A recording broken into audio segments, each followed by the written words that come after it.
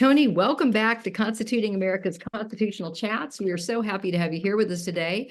We're going to ask if you'll just share with us some opening comments on George Washington's vision for national government, and then we'll go to questions. Sure. Thanks, Kathy. Thanks, Janine, and all these fabulous young people whom I've met many times for doing such a wonderful show and for having me. So, yeah, no, I think it's a really great topic. And I think what I want to start with, if your audience will indulge me, is a little reading from a letter Washington wrote to the states as he was preparing to resign his commission at the end of the Revolutionary War in June of 1783. And I think it's a great reflection on how he sort of understood the moment, which was, really sort of on the edge, trying to establish a republic, trying to make sure it endured on right principles, but also just that it could teeter and fail. So he was really worried about that. And he said, "It appears to me that there is an option still left to the United States, that it is their choice and depends on their conduct, whether they will be in a respectable and prosperous or contemptible and miserable as a nation. This is the time of political probation. This is the moment when the eyes of the whole world are turned upon them. This is the moment to establish or ruin their national character forever. This is the favorable moment to give such a tone to our federal government as will enable it to answer the ends of its institution. It is yet to be decided whether the revolution must ultimately consider it as a blessing or a curse. Not to the present age alone, he says, but with our fate will the destiny of unborn millions be involved." Now, this sort of statement about American exceptionalism, about this defining moment in U.S. history and even world history, where Washington seems to believe that, along with many others, Abraham Lincoln and many others throughout American history, we're sort of a city upon a hill, and the fate of Republican, Democratic self-government everywhere depended upon its success in the United States, not out of arrogance, but because there was the belief that, if it could succeed under these perfect conditions, it could succeed elsewhere. But if it couldn't succeed under even these perfect conditions of this sort of founding moment, this deliberative moment in creating a new government, then it was probably, humans probably weren't meant to govern themselves. And so he does retire. He resigns his commission, and he goes back to Mount Vernon. And very quickly, Washington is extremely dismayed and thinking about sort of the course of where this is going under the Articles of Confederation, our first plan of government. He's very disappointed. He thinks that the national government's too weak. It doesn't have adequate powers to govern a nation. He's very, very concerned about this contest of empires that's happening across North America. Don't forget, the British are in Canada. They have something like 10,000 troops stationed on the Midwestern frontier that American settlers are sort of pushing into. Spain owns, and runs the Mississippi River and all that trade. Washington is extremely worried that these Westerners are not going to have an American identity, that they're going to join with Britain, they're going to join with Spain. France gets involved in that over the next few decades as well, down in Louisiana. So that contest of empires, of European powers, is going on American soil. And Washington is extremely concerned about that. And just doesn't think the Articles of Confederation are really adequate to govern the nation. And he is extremely, extremely dismayed once Shays' Rebellion breaks out, this sort of rebellion of sort of indebted and angry farmers and former revolutionary soldiers up in Massachusetts and elsewhere. And the national government's really just ineffective in trying to suppress this rebellion. And eventually it is, but Washington is almost beside himself and with concern. He's also very concerned that the states are almost at war with each other over trade disputes and so forth, that there's just no national leadership. And he's really concerned for this main reason. Washington believed that if the government was too weak, if it was not governing effectually, then that was actually the greater threat to liberty than tyranny. because it would create chaos. It would create anarchy. It would allow sort of a demagogue to come in and take over, and that this would very much endanger liberty, and just that the republic wouldn't be strong enough to endure, that it would just sort of collapse with great import, not only for Americans and sort of their posterity, but also for the world. And so Washington really supports the efforts of Madison and Hamilton and other sort of nationalists, if you will, who organize this constitutional convention. He attends, he becomes its president, and he's very supportive of the Virginia Plan and the strengthening of the national government. He wants to give it adequate powers. Now, I think there's something very important, and then, he signs the document.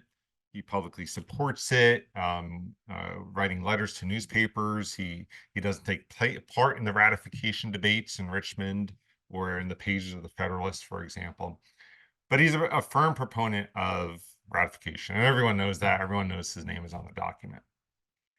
And the Constitution is ratified, right? And everyone knows Washington's going to become the first president. It's pretty clear they created the office of the presidency with him in mind, in part. And so he does become the first president very reluctantly, because he's very concerned that the government actually wouldn't survive without him. He understands his own indispensability, if you will. And so he reluctantly becomes president, and he wants to set the right foundation, right? And he does see this as a more perfect union than the Articles. He does see it as a strengthened national government. But I want to kind of just quickly point out his political philosophy. He really thought, his successful presidency, his successful administration, setting the right precedents, but most importantly, it would be based upon his ideals about the Republican character of America and Republican self-government, about democracy, a constitutional republic, that ultimately this is about the natural rights of the people, the liberty of the people, and that they would govern themselves primarily. But we had a written constitution, right? And that constitution, he believed, had the right governing principles and did strengthen the national government, did give it more power to achieve national objects, such as a national defense, such as the regulation of trade between the states or internationally. There was power to raise an army and have a national security system in case of invasion and so forth. So, and that required taxes, right? Tariffs and excise taxes and so forth. So Washington has this more expansive view of the government than had existed on the Articles. But I also think it's very important, and also a very energetic presidency. But he also believed that government should be limited, right? This is not FDR's welfare state. It's not the regulatory state of the progressives. It's not the administrative state. We can apply different terms today for it. But he does believe in a limited national government. But it has to have the power enough to use its means, its constitutional means, to achieve its ends. And part of what he was talking about early on in that quote that I mentioned is, he really believed that Americans needed to develop a national American character, that they needed to be patriotic, their allegiance needed to be American, our national union, the different sections, different parts, all needed to be united in the spirit of a common purpose as Americans. And so, he does support this stronger national government. We can get into sort of how he does that with Hamilton's financial plans as president, with his response to the Whiskey Rebellion, his view of the presidency and foreign policy. I'm happy to get into all of that as we field some questions. But in short, he believes in a stronger national constitutional government, but still very much a limited. Well, thank you for that. That was a great opening and overview. And I'm going to pass it to Janine. Yay. Okay. Hello, Tony Williams. Hi, Janine. How are you? Hi. Great to have you on again. Thanks. That was a very good academic overview of Washington's intentions. When I was 8 years old in third grade, I looked up at my father, who was a graduate of West Point and had been in the Air Force. He was out of the Air Force by then. But I said, Dad, if our founding fathers were to come back today, what would they be most disappointed about? And this was like 19, I don't know, 70. And he said taxes, which was pretty funny. That's all he said. He just said taxes, and then he walked away. Um, but I think that would be an interesting question for you today. Mhm. You mentioned about three. You talked about, so in other words, if we were to say, what were the 5 things that George Washington wanted to accomplish? Maybe let's just say 10 things Washington wanted to accomplish with the federal government, and then give us 10 things today that he would not want to see. And did I say federal government? We're trying not to do that. We're trying to say national government. It's a federation of states. It's like the national government, and it's with a federal, but it's national. I think we are a federal government, but when we're referring to different types of powers, because federal government means states and the whole kind of stair-stepping wheel spoke of power. But I do think I need to refer to it as a national government. So when the 10 things that he foresaw that the national government needed to do to prevent us from becoming Europe and losing everything for which our soldiers had brilliantly fought and everyone had sacrificed in the country. And the 10 things that he would be most disappointed about, which he'd be most disappointed today, that were not his intentions at all. So I'm just going to, that's my entire question to you. Is this the 10 things that because I think that's the juxtaposition that's interesting today. If he were to come back today, what would he go, oh my gosh, I never expected this. So 10 and 10, 10 what he wanted to do, and 10 that he'd be disappointed about, which he'd be disappointed, please.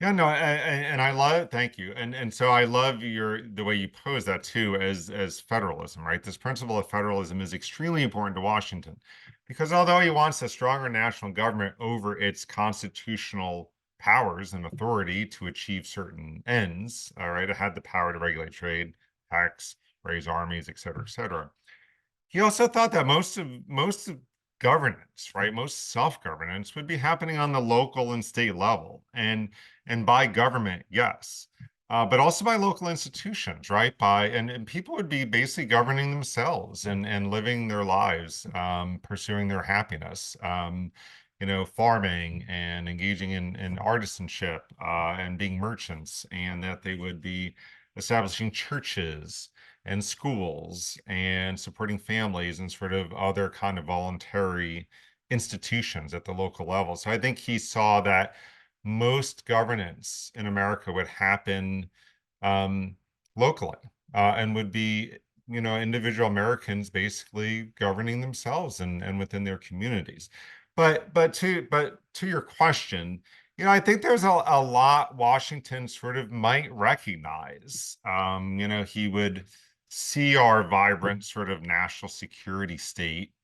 Um, it was different than certainly the size of the army back then and so forth, and a professional army. But, I think he would say, yeah, no, that's proper that America is defending its interests around the globe and supporting, ideals like justice and amity among nations and had peaceful intentions, but also had to, occasionally go to war or engage in other sort of economic and national security policies that were tough, and defended American interests.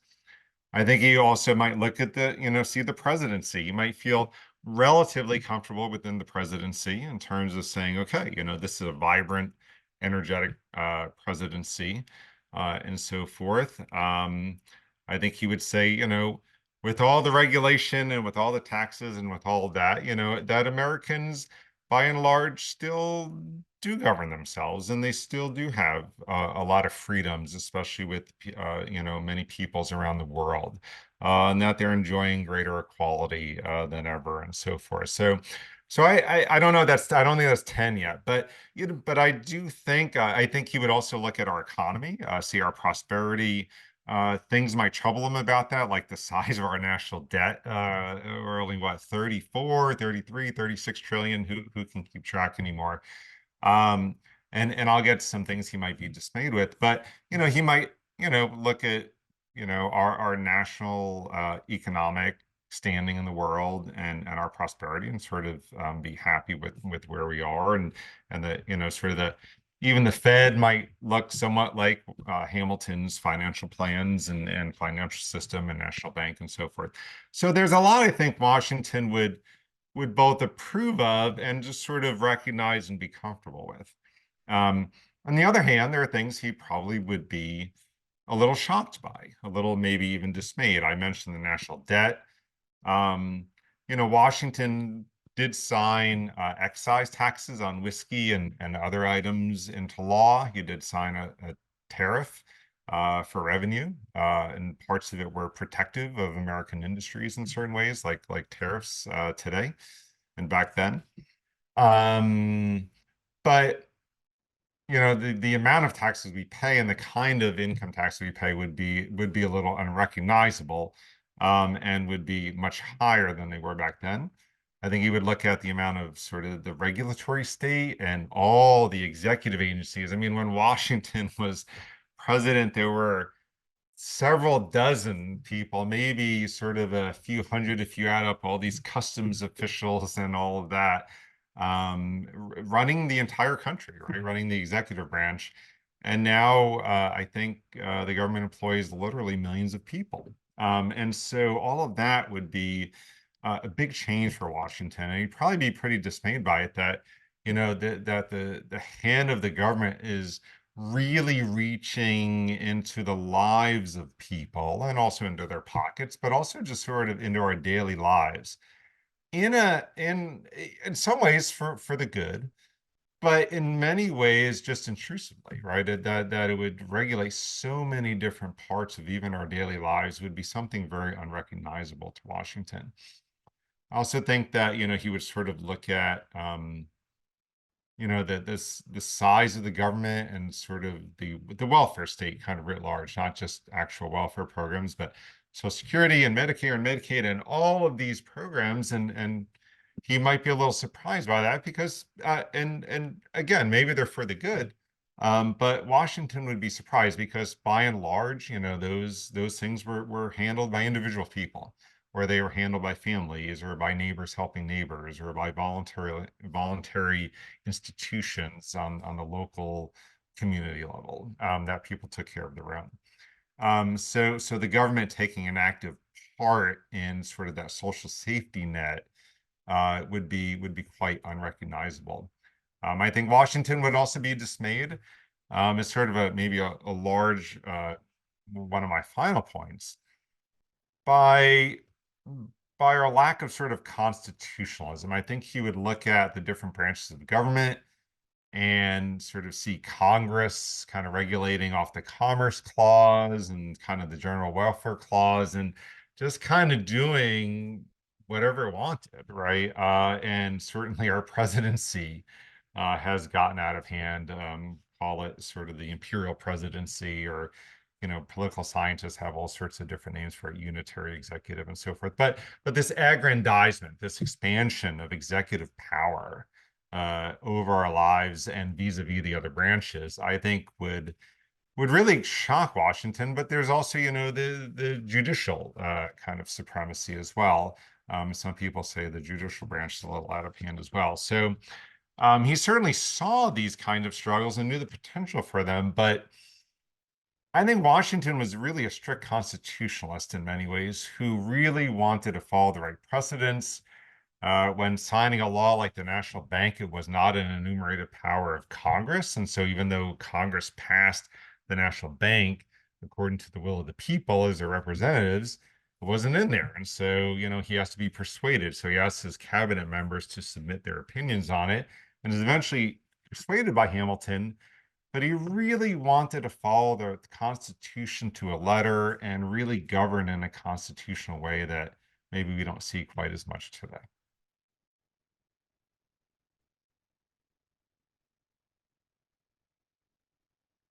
Great. Well, I think now it's my turn to ask some questions. Okay. Thank you so much. Oh, do you have anything else, Janine? Oh, sorry. I was okay. Did we totally run out of time? Okay. I was looking at the timer. I was trying to get unmuted and all that. Okay. If we have more time when we come back, I would love an example of the regulatory state and how it takes over us, because sometimes we use these words, but we don't we don't know what the examples are, but we'll do that at the end if there's time. So go ahead, Tova. Hello, Tova. Hi, Janine. And thank you, Tony, for being on. It's always great to have you on. You might be our most frequent guest. And I always learn something new. Never gets old. So I wanted to ask about something you touched on in your opening remarks. You were discussing the role that Washington played at the Constitutional Convention. You said something really interesting, which was that you know, at the Constitutional Convention, a lot of the founding fathers created the role of the presidency with Washington in mind, since it was kind of assumed that he would take on the role as president. And that was really interesting to me because I hadn't really heard that theory kind of spelled out before. So could you elaborate a bit more on that? What do you mean by they developed the role of the presidency with Washington in mind? How did that manifest? And then, as of course we've had many presidents, in fact, who were not Washington. How has a role built for Washington been, how do others occupy that role? I was just curious about that. Right. Well, as usual, it's great to see you again. You asked really the best questions, and thank you for that. Yeah, it's an important question. So thank you. Washington at the Constitutional Convention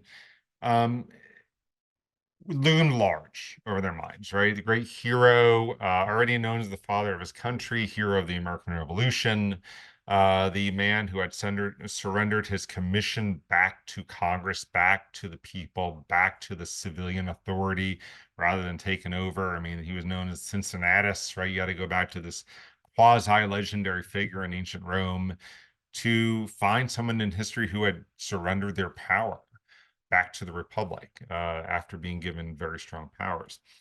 So he's known as sort of this great virtuous man, right? Someone who can be trusted with power. So as the delegates are grappling with the executive, they're grappling with many issues, right? Is this going to be a plural executive, several different people in sort of the executive? Is it just going to be one president? How long is the term of office going to be?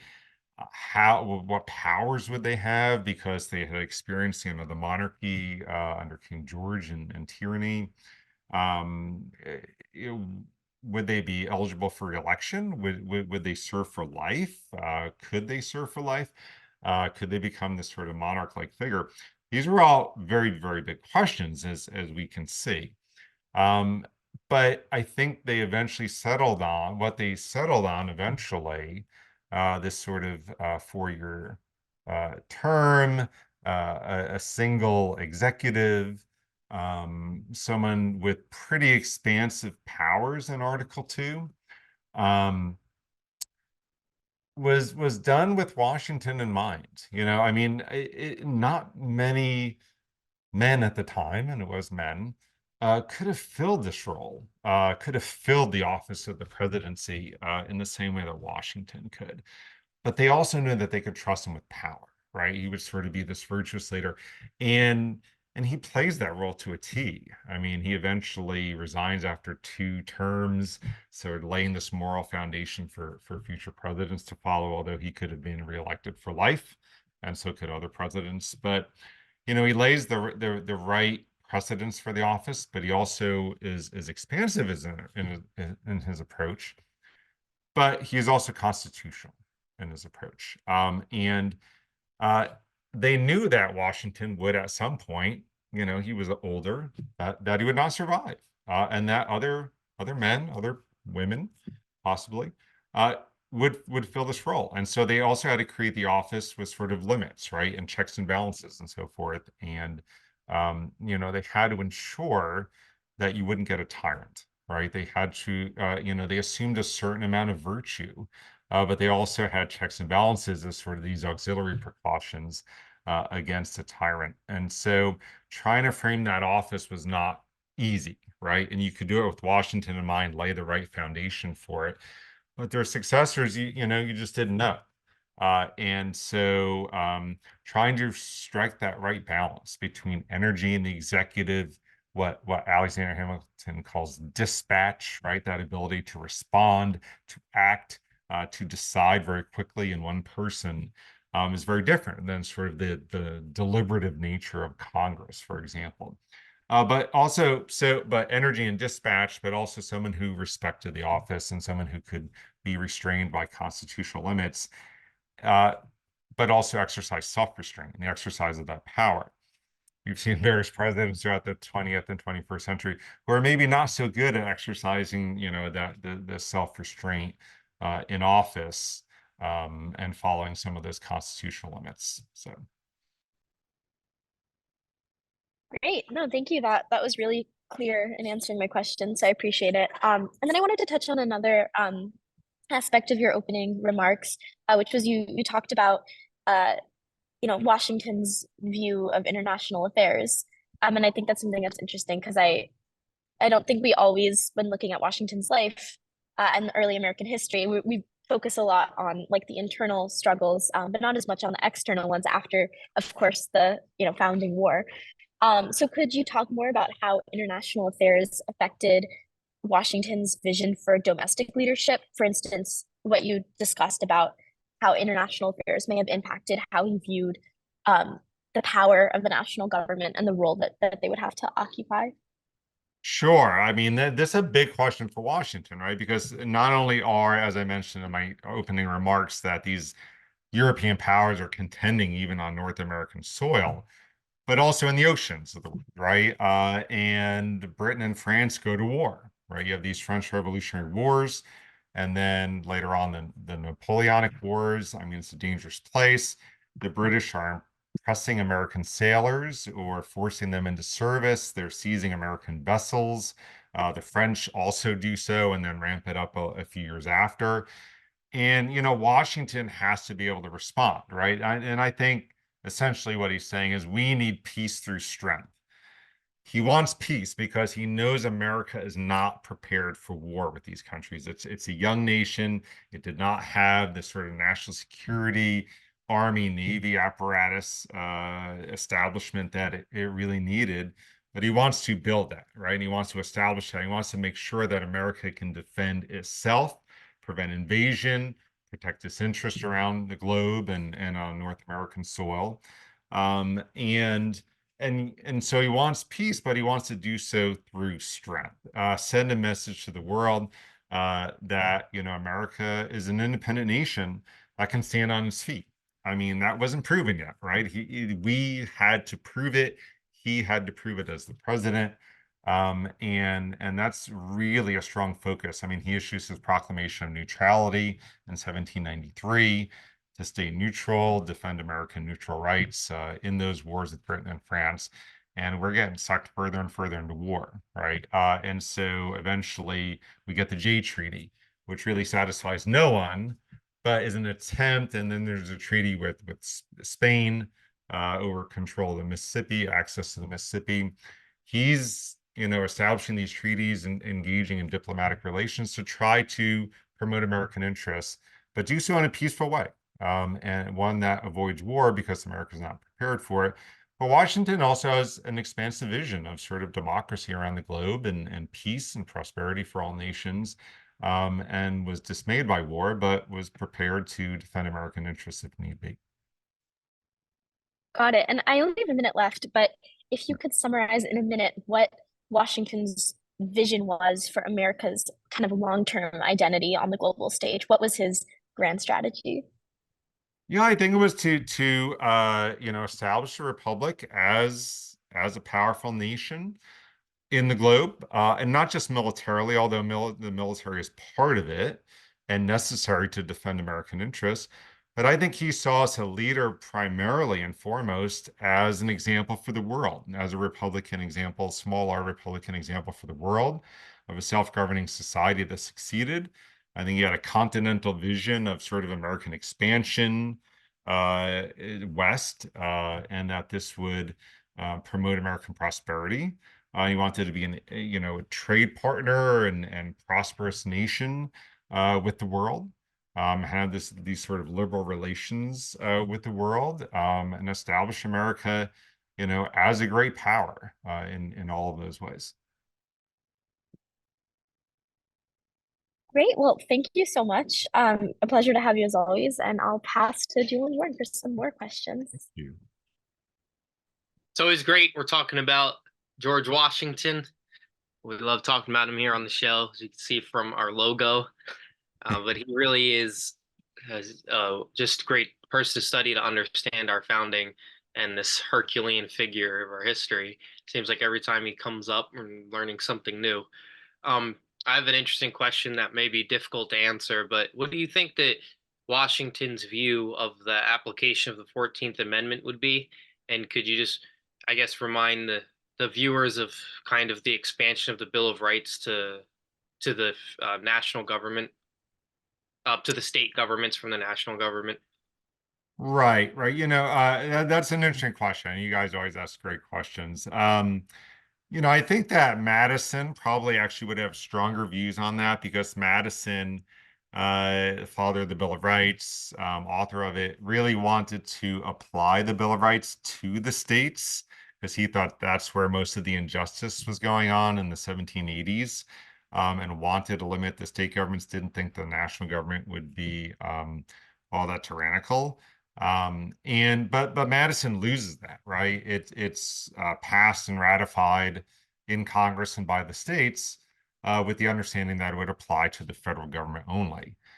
So Madison actually might have been pretty comfortable in the end with it applying to the states, although it would have been a dramatic change from when he was alive and in office during the founding and the new republic.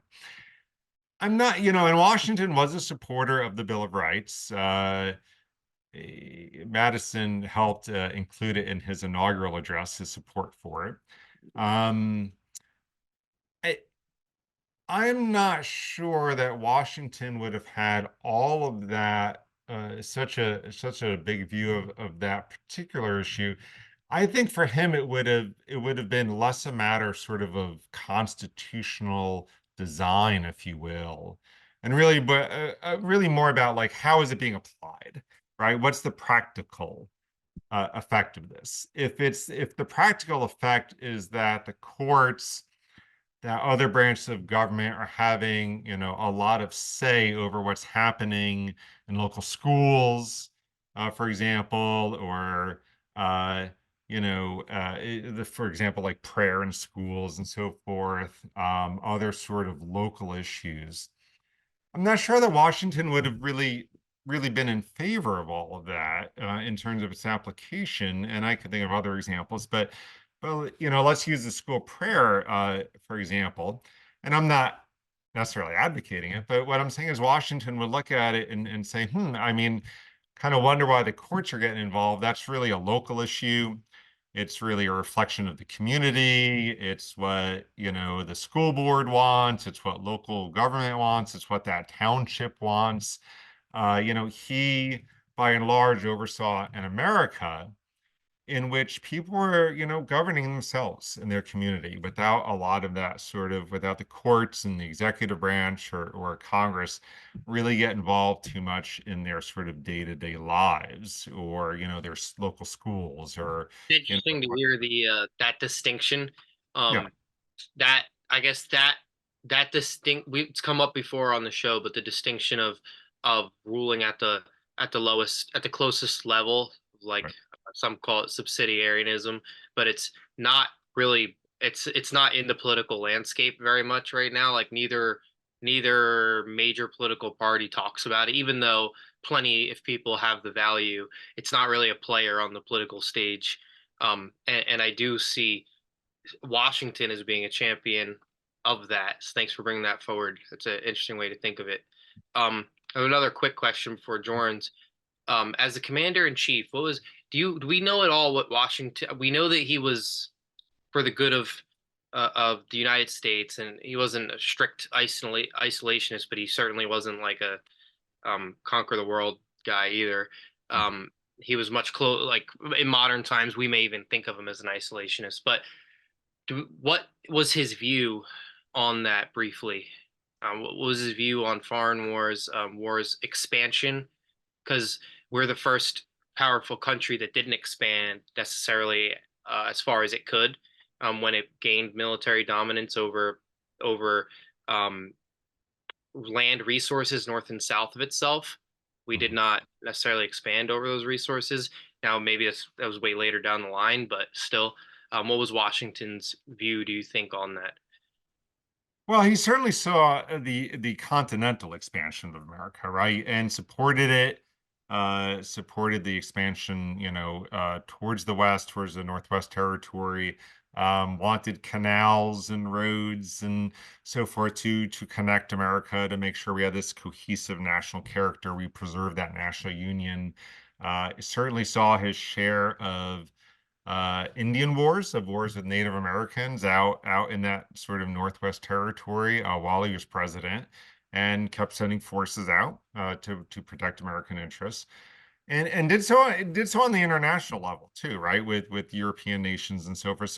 So Washington, I think, was fearful that America was not necessarily prepared for a major war with an empire like Britain or France, and that we should sort of delay our involvement because we had just started the government in 1789, and didn't have the army and navy to really contend with those empires.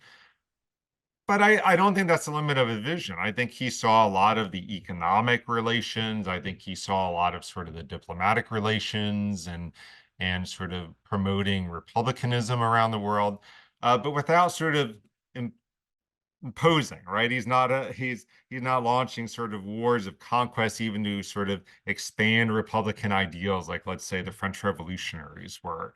He's not out spreading democracy at the barrel of a gun, if you will. But he does have an expansive vision, continental vision of America. And certainly a very important and multifaceted role to play on the world stage. Thank you. I have a question a little bit about what you were talking about of Washington's philosophy earlier. And from what I understood, you almost laid it out that Washington viewed America as the citizen is number one, and there is a long line down, and really government is last on the list. And government's only real duty is to the man and to make sure that the man's rights are never trampled upon. And it seems like we have almost, as a society, flipped that on its head. And now people are asking government what they're allowed to do for in every instance. So could you just kind of compare those two things and tell me if I was on the right track of your thoughts of Washington's mentality? I think generally, maybe to clarify a few points, I mean, Washington does believe in a robust national government within the purview of its powers in the Constitution. He does sign tax bills into law. He does see, national security and protecting liberty is extremely important. By and large, he does want the state and local governments and civil society to play a very, very important role in self-governance and in preserving liberty and sort of living people's lives on a daily basis. But I think there's a dynamic interaction between the two, right? That the national government is going to pursue the constitutional means to achieve its national ends, and that includes like national economic development. Includes a national bank. Washington wanted a national university where people from all parts of the country would come and study and sort of get to know each other, and would bring kind of this common American culture back to their respective states and areas and so forth. He saw military service during the Revolutionary War and after as a great sort of unifying kind of developing the American character kind of thing. So he does see the important role of a lot of these national institutions, including the national government. I mean, it had a role to play, and it wasn't just sort of completely hands off. I mean, he does believe in a robust government within constitutional limits. But you're right, there's a dynamic interplay that the states have their roles and their powers, and so do localities, and so do institutions like churches and families and schools and so forth. So I think he would see that if all of these different levels of institutions sort of stayed within their sort of legal, constitutional, sort of philosophical boundaries, then America would be most successful when that occurs. And it would only get out of whack when people are institutions are transgressing those boundaries. Thank you very much. You are very good at staying on time, my friend. Yeah. It's That time to clock is just beeping at me. it's time to pass over to Kathy for some audience questions. Well, thank you, Jewel and Jorn and Tova and Janine. Great questions today. And Tony, we're just so delighted to have you. We want to take a moment before we go to the audience questions and recognize some of our teachers and students that are in the audience today. We have Emily Bond with 27 students from the DCL STEM Academy. So welcome to Mrs. Bond's class. We have Teresa Kukla with 41 students from Tabernacle School.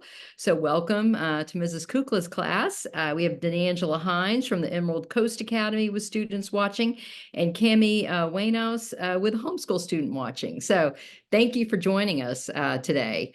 We also want to thank our listeners in Las Vegas's KKVV, that's 1060 AM on the radio dial. This program is aired on Monday evenings at 6 p.m. Pacific in Las Vegas. So thank you, KKVV, and thank you to our listeners in Las Vegas. So And Tony, a we've special got shout out for Emily because she's a friend of mine. So we know each other. neat. Oh, that's great. That she'd be joining. So I'm tickled. Thank you.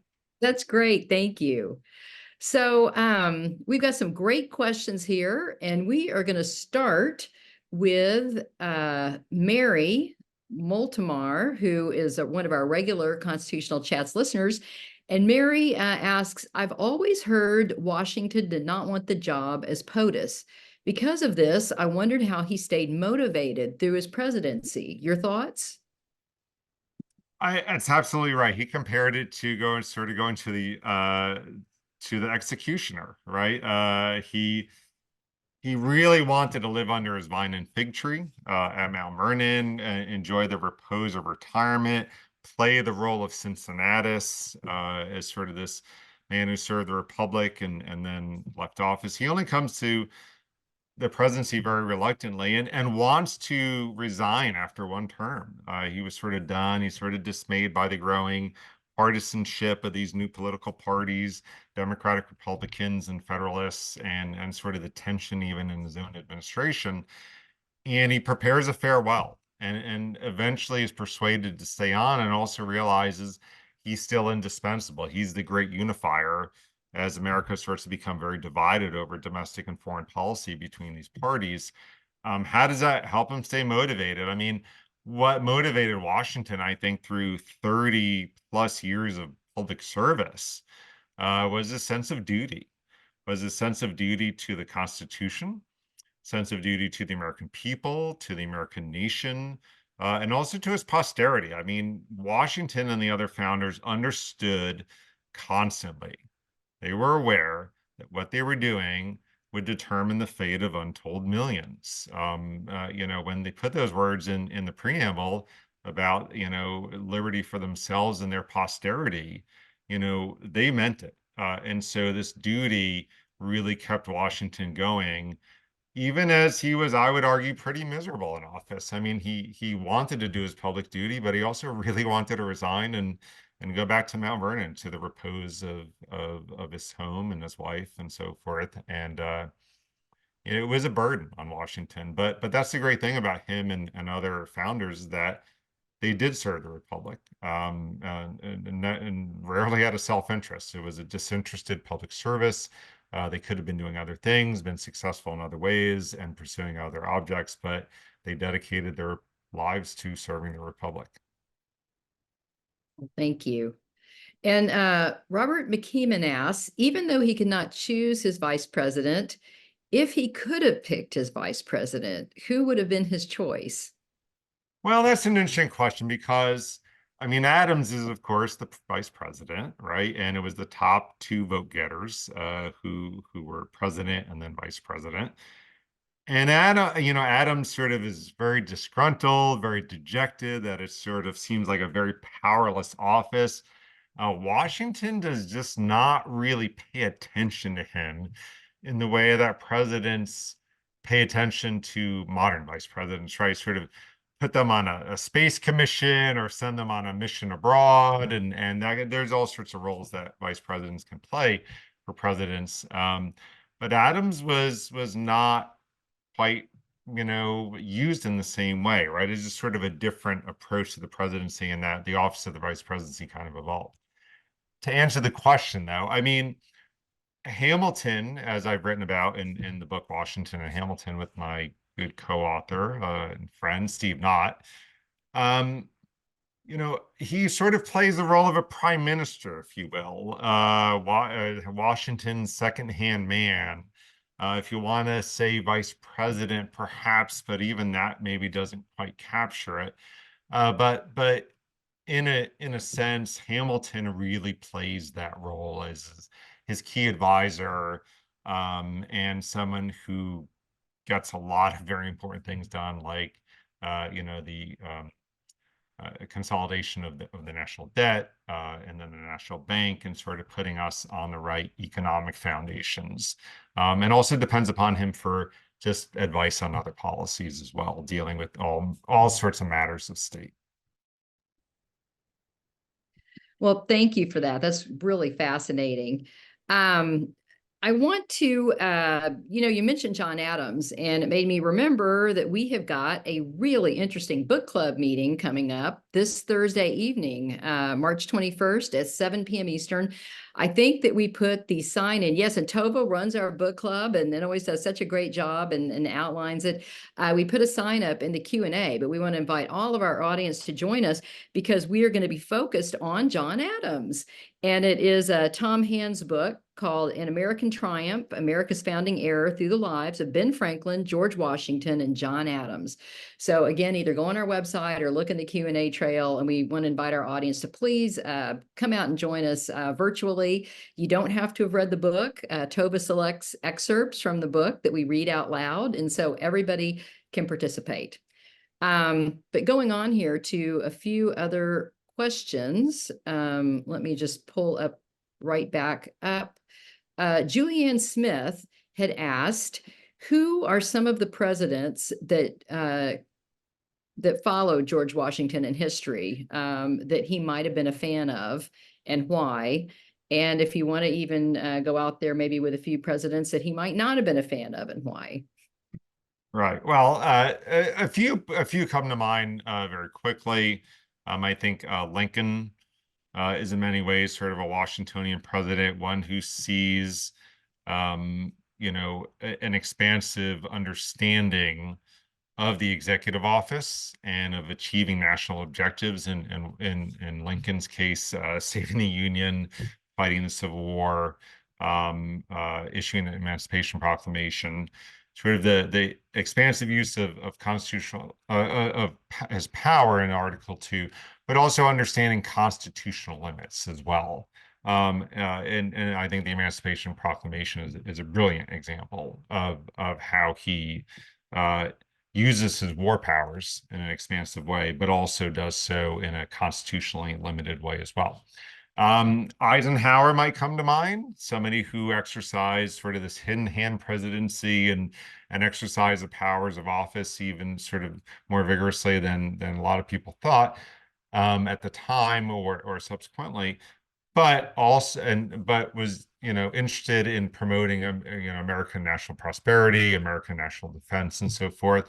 But also, by and large, trying to let the people govern themselves as well on the local community. And you saw a lot of that sort of thriving of voluntary associations and so forth after World War II. Some sort of villains that maybe come to mind. I mean, I think Andrew Johnson might sort of come to mind as someone who sort of abused the executive office. Richard Nixon certainly comes to mind with sort of his abuse of power, his illegal activities, believing himself perhaps even above the law. Right, the president is not above the law, right? And Washington understood that very, very keenly and tried to observe it very strictly by observing constitutional limits, and thought every branch of government should interpret the Constitution. The Congress when it makes laws, president when he signs laws or takes other actions, and the Supreme Court when it interprets the law. So he took his constitutional obligations and duties and the powers of the document itself very, very strictly. It was very important to him. And unfortunately, not all of our presidents have done it. Well, thank you. And Emily Bond, with her class, says that students at the DCL STEM Academy are asking, does Mr. Williams think that George Washington would want today's federal government to be larger or smaller? Well, I think, as I said in some remarks earlier, I think that there are things about it which he would, would appreciate, sort of I think that, he might see the Fed as sort of very similar to the National Bank, certainly sort of a Hamiltonian national development kind of way, might support like infrastructure projects and that kind of thing, but all to promote sort of private enterprise, right? Government as sort of supporting the common good and supporting those private enterprises and private pursuits of its citizens. But also, that we'd have a vibrant sort of trade policy, that we would defend American interests where necessary. I think, but as I said earlier with and Janine asked about this in terms of like the regulatory state, like, we look at, the FAA and the FCC and the Securities and Exchange Commission and sort of all the FDA, and we look at all these sort of very expansive agencies and sort of how much control they have over our daily lives, for good or for ill. I think he would be somewhat surprised by that. I think you might look at our, what is it? I don't even know, $5-6 trillion budget nowadays, and certainly our national debt, and sort of be shocked by that, because Hamilton at least had a plan to sort of deal with it. So, sort of the welfare state might surprise him, just sort of how much responsibility the government takes for people's lives and well-being, rather than sort of pursuing it themselves or by voluntary institutions or by community. But I'm not so sure he would necessarily be opposed to it, but I think he would really be quite shocked by it and sort of see our government is really way more expansive in its scale and scope over what it sort of controls than when during the time of the founding and early republic. It's a very, very different world, a very different government. Like I said, just the number of employees itself is maybe some indication of just how much that's changed. Well, thank you. And then Gary Porter asks, do you think Americans today look too strongly to the president to solve the nation's problems? And that kind of goes back to our whole theme of federalism with this series. Yeah, shout out to Gary, who's a friend of mine too, and I know a regular contributor to Constituting America. So great question. Yes, I think that. So can you repeat that the question again? I'm just trying to. Do you think that Americans look today too strongly to the president to solve the nation's problems? Yeah, no, I think Gary's really on to something. I mean, if we think about sort of the role of the presidency, especially constitutionally, even politically, sort of its role in our system, and then think about how we think about the presidency, right? We can think about like, okay, either crediting or blaming the president for the price of gasoline. And being totally in control of the, blamed or credited for the economy. Or if there's an oil spill or, a tornado, what is the president doing about it? I think that and also I think we cede just too much power to the president, and we look to the presidency as the solution for all of our problems, or at least wondering what is the president doing about all of our problems. And I think that's a problem because I think most fundamentally, we should be looking at the first branch of government, which is the Congress, right? And we should be looking to our local and state governments, and we should also be looking at ourselves, right? What are we doing to support each other as Americans? What are we doing through our civic associations? What are we doing through our Kiwanis and Rotary clubs and Boy Scouts and Girl Scouts and Little League? And how are we sort of supporting each other in our churches and soup kitchens and so forth? So, I think we really give the president too much power and look to him to solve all of our problems when we shouldn't. But also, it reminds us where we should be looking. Well, thank you. And we may have time here for one more question. Another one of our students is asking, what do you think Washington would think of our more international stance today? Yeah. I mean, it's complicated, right? Because different administrations have different approaches and so forth. And we, over the last 20 years, we've seen sort of a lot of wars and different things. But in general, I think Washington would be generally supportive of it. I think he would want a strong and robust national security apparatus, including the military, to be defending our interests around the globe. We certainly lived in a global economy back then. We lived in a globe full of war. Things haven't really changed all that much so Washington would have been very comfortable in this. I think he would have thought we should be an example of democracy, but not necessarily spread it, through war.